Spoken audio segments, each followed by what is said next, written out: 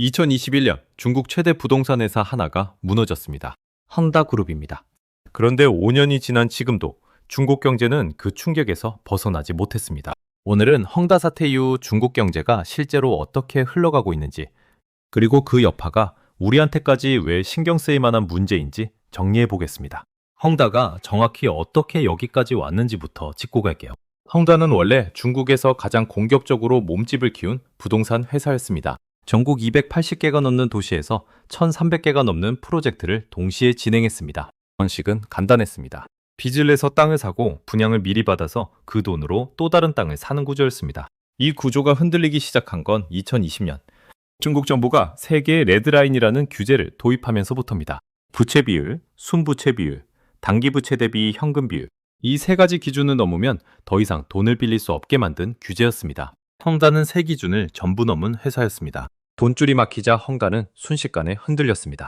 2021년 하반기부터 협력업체 대금과 이자를 제때 갚지 못하는 일이 반복됐고, 결국 그해 12월 달러 채권 이자 2억 5천만 달러를 갚지 못하면서 공식 디폴트를 선언했습니다.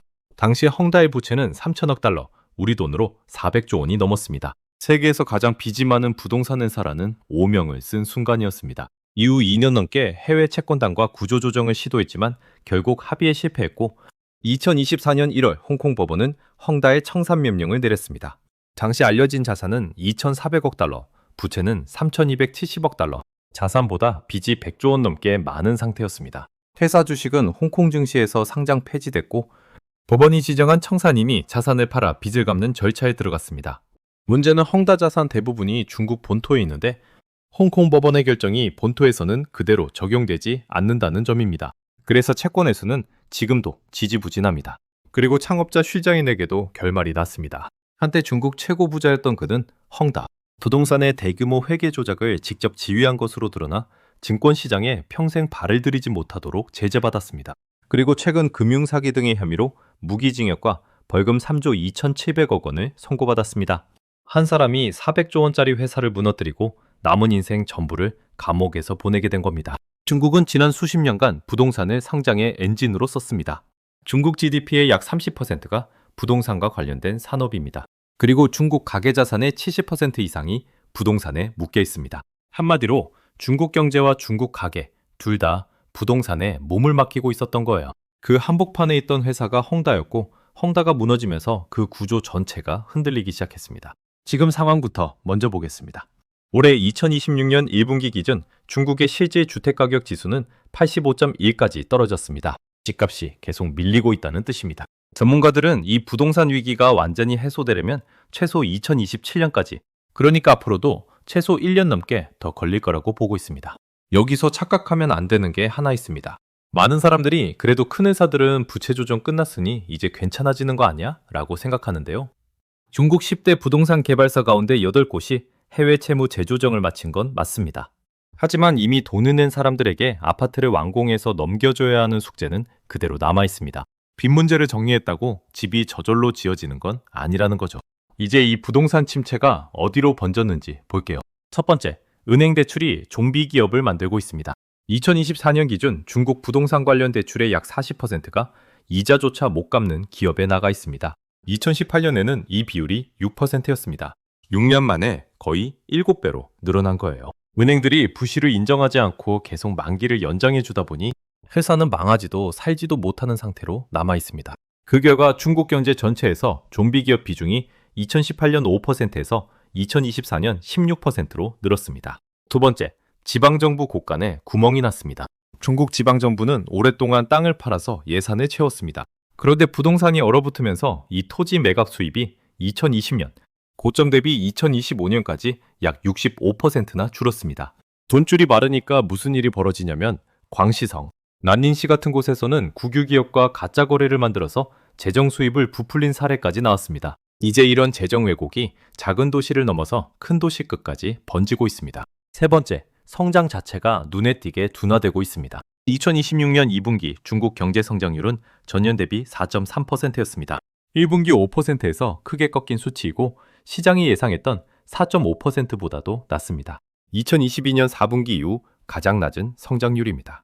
중국 국가통계국조차 공급은 강한데 수요는 약하다는 불균형을 스스로 인정하고 있습니다. 만들 능력은 있는데 사줄 사람이 부족하다는 뜻이에요. 넷째, 청년들이 일자리를 못 구하고 있습니다. 2026년 6월 기준 중국 청년 실업률은 14.9%입니다. 3개월 연속 조금씩 개선되고는 있지만 여전히 매우 높은 수준입니다. 여기서 장점이 아예 없는 건 아닙니다. 정부가 계속 돈을 풀고 있습니다.